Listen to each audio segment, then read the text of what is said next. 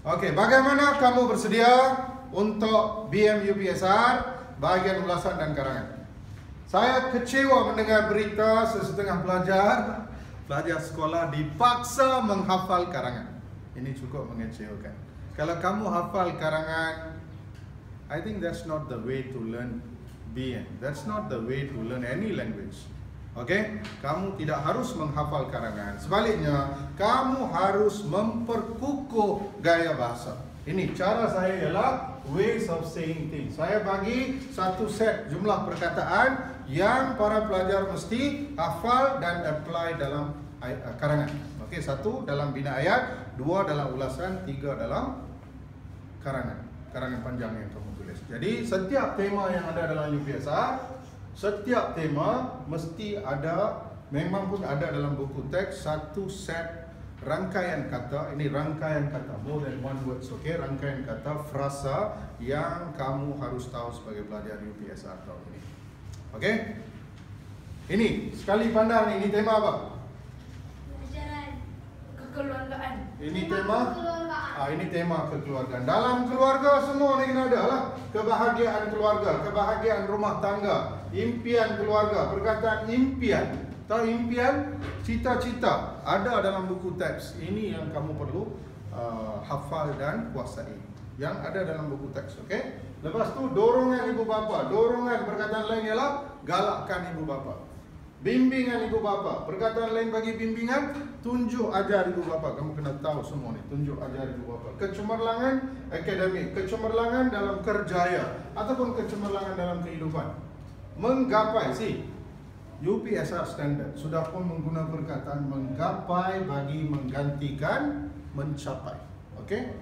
Menggapai mengganti perkataan mencapai cita-cita. Cita-cita perkataan lain ialah seperti wawasan, aspirasi. Semua perkataan ini kamu kena kuasai kalau penulisan kamu nak bertambah baik. Okey, seterusnya kita tengok perkataan seperti memburu kejayaan.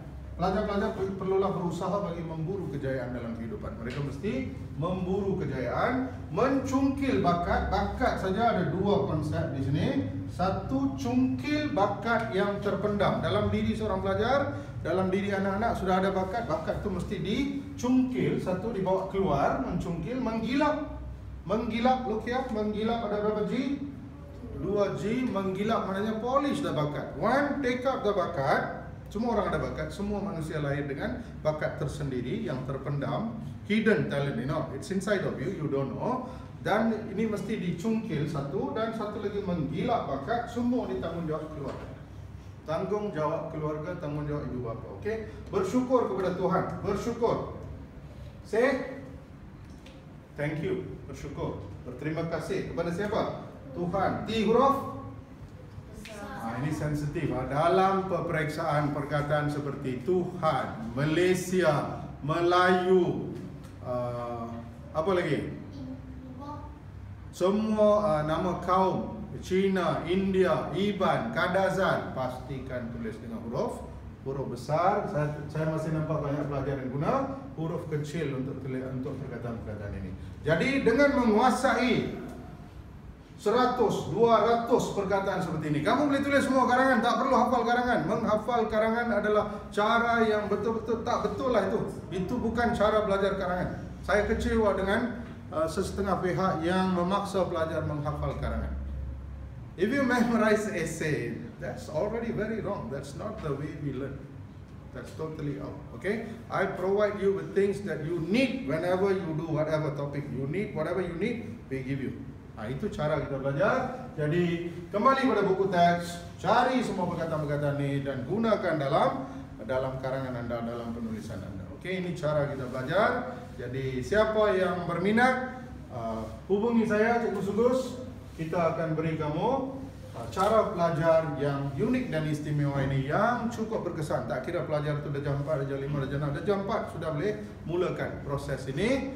Darjah 5, darjah 6, darjah 6 mesti wajib mengetahui dan menghafal semua perkataan-perkataan rangkaian kata yang sangat penting bagi peperiksaan.